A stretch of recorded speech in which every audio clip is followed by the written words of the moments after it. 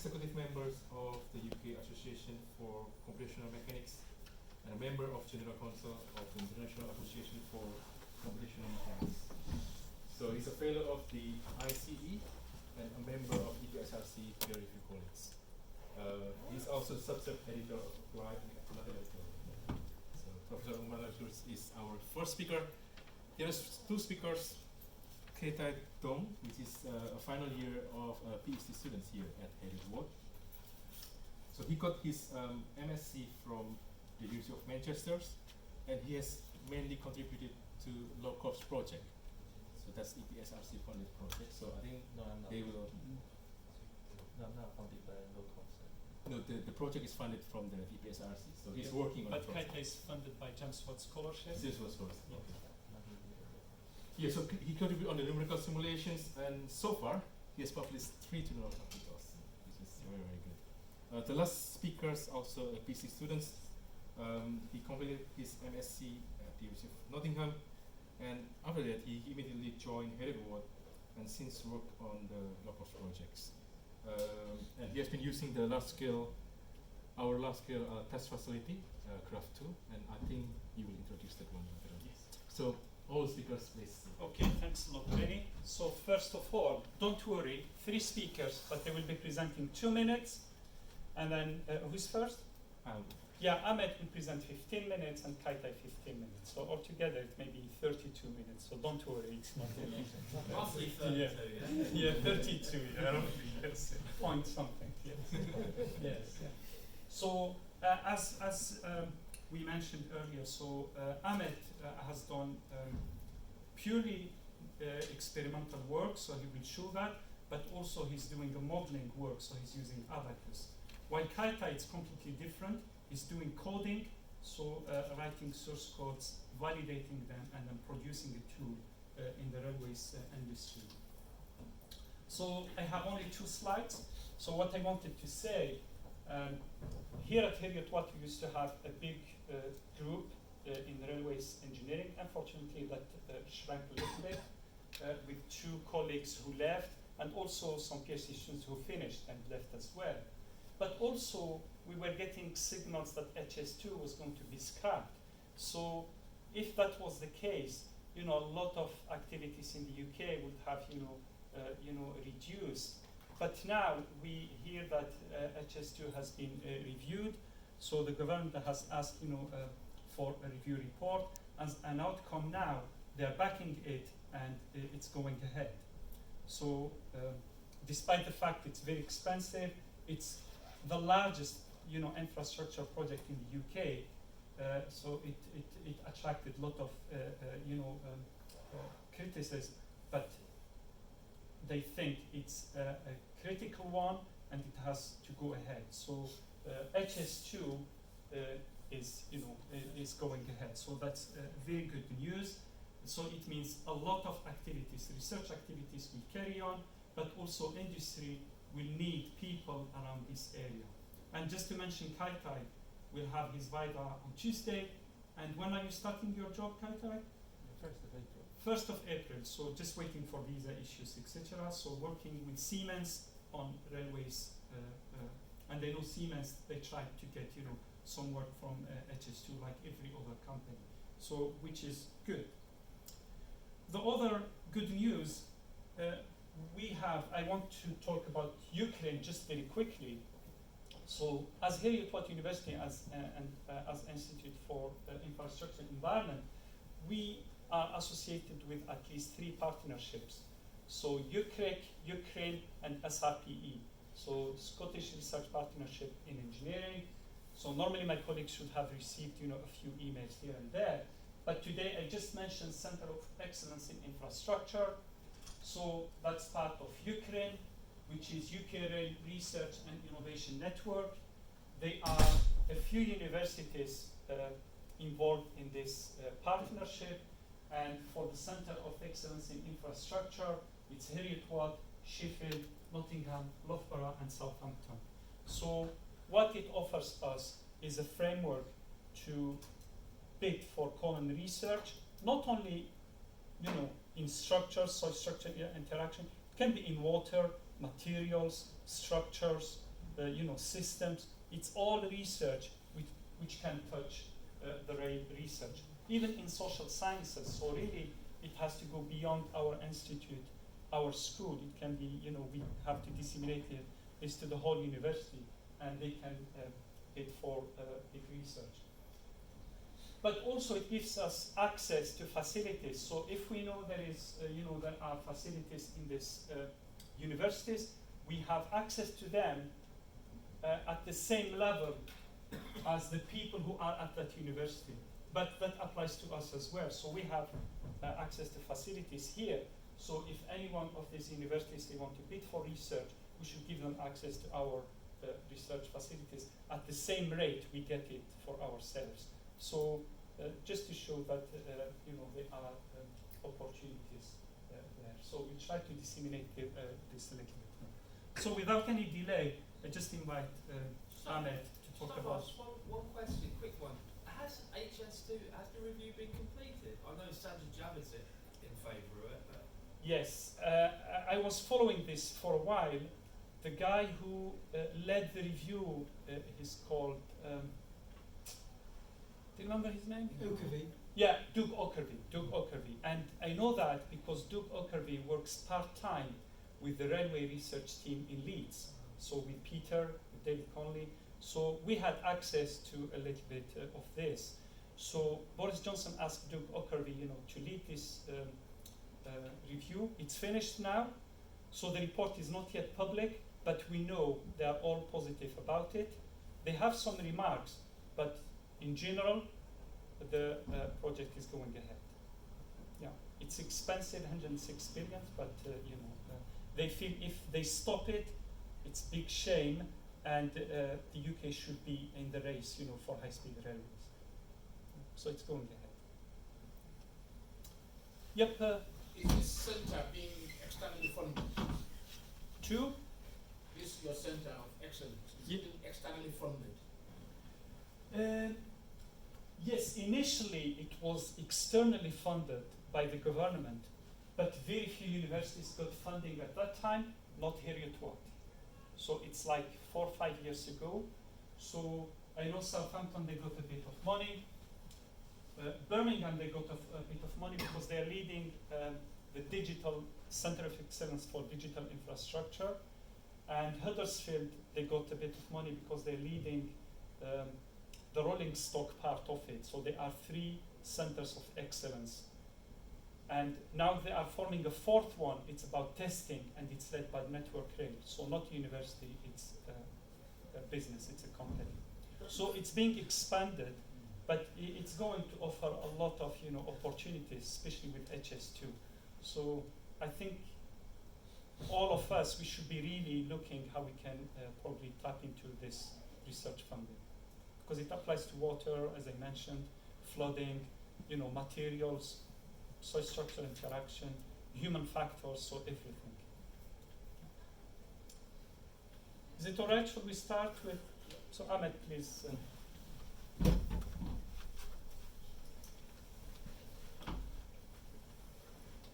Yes. Hello, everyone. I'm Ahmed Esen, a 3rd-year PhD student, and I'm working on experimental and numerical analysis of high-speed railway infrastructure.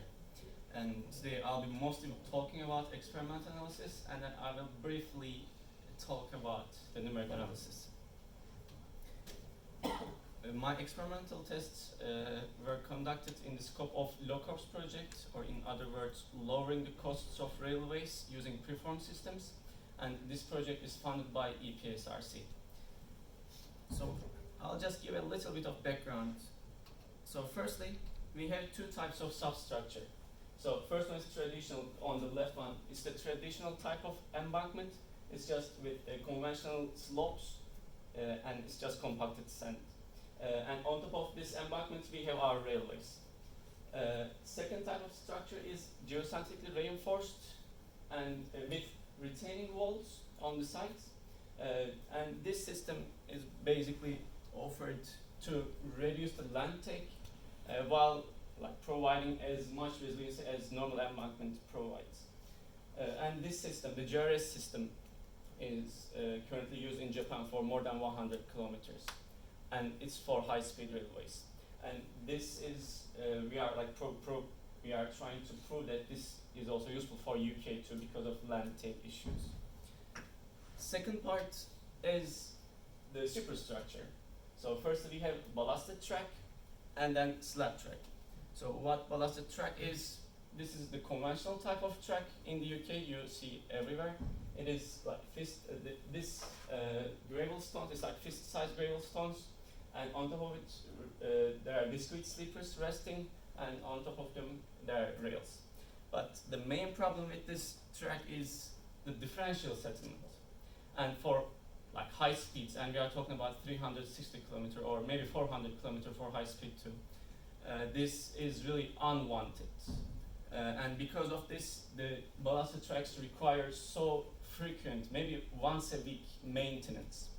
And in order to prevent this, slab tracks have been proposed. And in our case, it is precast reinforced concrete slab track. And it has layers of concrete resting on our two types of substructure. With this system, it basically provides even right quality because it doesn't require so much maintenance to keep it level, keep it even all the time. And because of the low maintenance, this provides increased availability for the traffic availability, basically, and lower life cycle costs. So what we did in our lab is we used GraphTool facility. It is Geopayment and Railways accelerated fatigue testing facility, and this is the second one. The concept is 3 slipper section is cut and it's put into the rig. And with the actuators attached to the rail, we apply the passage of the trains. So, I said first type of the substructure is plain embankment with traditional slopes, and second one is GRS, geoscientifically reinforced soil structure. On top of this one, firstly we have slab tracks and then ballasted track. And after this, we took everything out and we placed our GRS structure on top of its slab track. And after performing the tests, we placed slab track. And you can see from the photo, I'm the blue shirted guy standing on the sleeper. You can see the size of the facility. It's quite big. So these are some drawings from second test. It's GRS structure. First one is ballasted track, you can see, and second one is slab track, hydraulically bonded layer, basically concrete layer, on top of it grout material, and then our slab track, resting on geoscientifically reinforced soil, and their retaining walls anchored into soil with using rebars. In total, we had 32 sensors.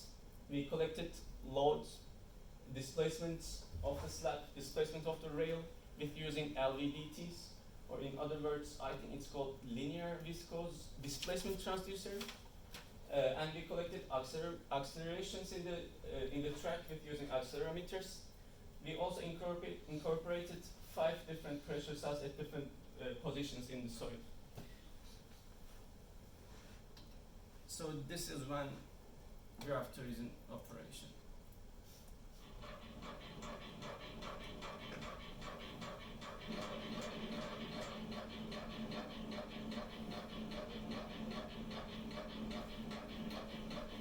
Actuators are connected to rail, and the rails are connected to slab and sleepers on ballasted case. This is just a slab track test. So before showing the results, I'll talk about our loading method. First, we applied static loads, 13 tons of axle load on the track, and then we increased it to 17 tons. And for each type of loading, we applied for 10 minutes. And after that, we started our cyclic loading. Our first loading is the red line. It is around like 13 tons of load for each sleeper. So this is the first sleeper, second one, and third one. So on this sleeper, 13 tons, and 13 tons, cyclically. But you can see there's a slight lag between the cycles. This lag is calculated based on the movement of the train, and this is a phase of the this phase is calculated based on the movement at 360 kilometers. So it is like if they applies load on the first sleeper, second one, third one, it's like bam bam bam, bam bam bam, bam bam bam. So we applied this type of loading for 1.2 million times, and then we increased the load, but decreased the frequency. So this is 2.5 hertz loading, but the loading is 85 kilonewton per actuator, which means roughly 170 kilonewton for one sleeper, like roughly 17 tons. So after this, we got two important types of outputs. First one is the deflection of the rails and the slab under one cycle. So let's say this is the individual cycle of the slab track at 5.6 hertz, and this is 2.5 hertz. Basically, I compared this one and this one. So the slab track deflected nearly 20 times less than ballasted track under one cycle. And another important point, this is quite important because if you remember, I talked about this differential settlement. Under nearly 3.4 million cycles, slab track settled just 0.5 millimeter, whereas ballasted track settled nearly 10 millimeter. Again, slab track performed nearly like 10 times, 20 times better than ballasted track. And we published this one in 2018 in a journal. So my method is firstly, perform the tests in the lab, copy everything in finite element environment, and then extend this to a 3D dynamic model. Okay? So my 3D dynamic model, my calibrations, what I did was I copied everything in Abacus environment, it's finite element software, and then I just plotted the points where my LVDTs were resting on the slab, and then basically I calibrated these main parameters, and mainly it's the Young's modulus. And this work is also published in collaboration with a Spanish university. So after this calibration, I moved on to my 3D model. And my 3D model work is in collaboration with Alstom. They are actually my sponsors. They recently developed a new type of slab track. It's called New Ballastless Track, NBT. And we are doing numerical models of this track on Abacus. So what I basically do here is a train moving over a long and deep soil, and I'm trying to find out what's happening in the slab and basically in the soil. And this is just a basic model to show you the wave propagations in the soil. And this is just one vehicle moving over the track. So it is something like this, just to show you. And I'm basically seeing what's happening at really high speeds, like critical speeds, and Kaitai will be talking about this term, what's happening in the soil at critical speeds. And in addition to my calibrations, I'm also validating my models with some case studies. And again, Kaitai will talk about those validation processes. So what I do is I just take the rail displacement and slab displacements and compare them with the case study if they are matching or not. And I try to find out the wave propagations in the soil. That's all what I'm going to talk about. That's what I'm talking about.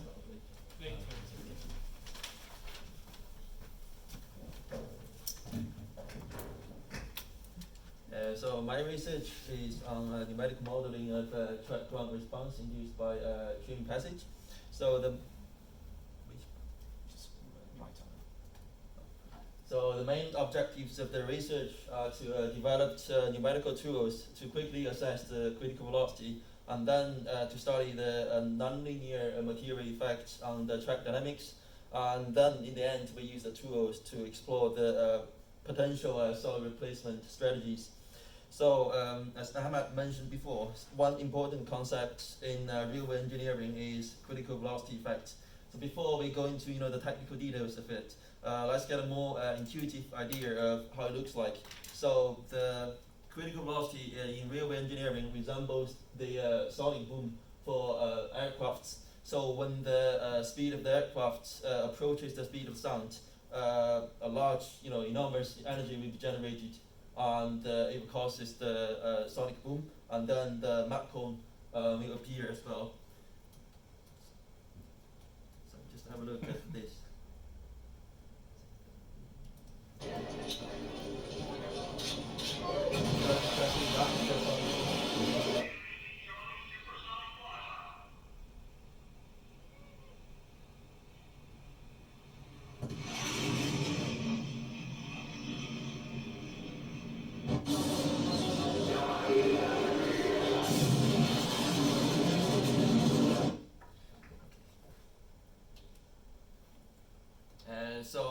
basically, similar to the aircraft, when the speed of the train approaches the relative speed of the soil, similar effects will happen. So the energy will be magnified, and also large vibrations will happen to the track structure.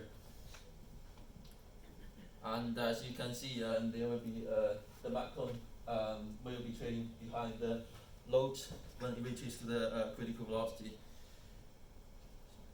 And so,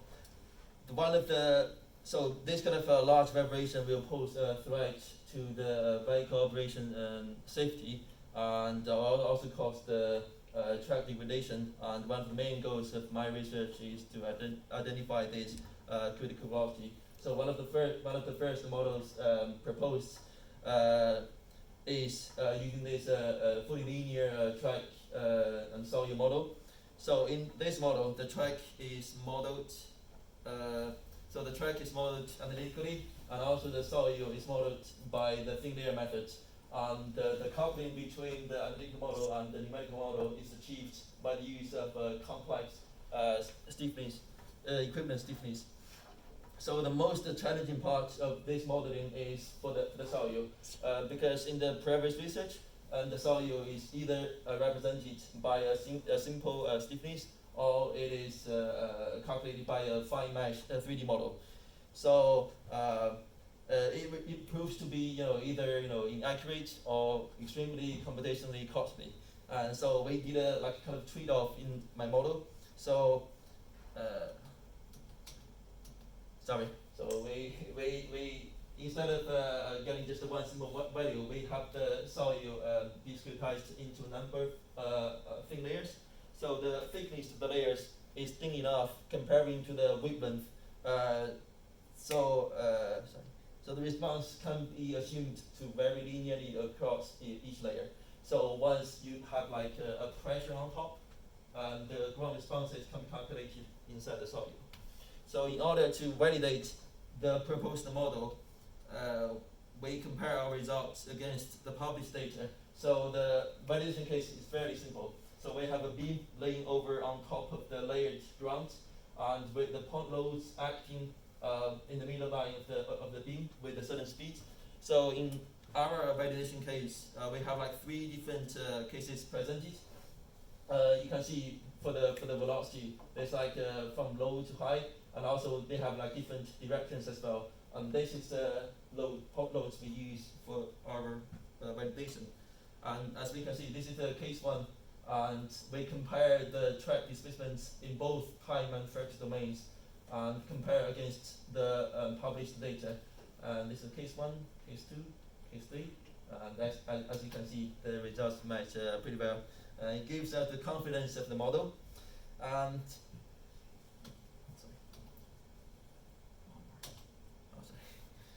in order to, so as we explained before, the first model is based on the linear elastic material behavior. So, but when the train speed is really high,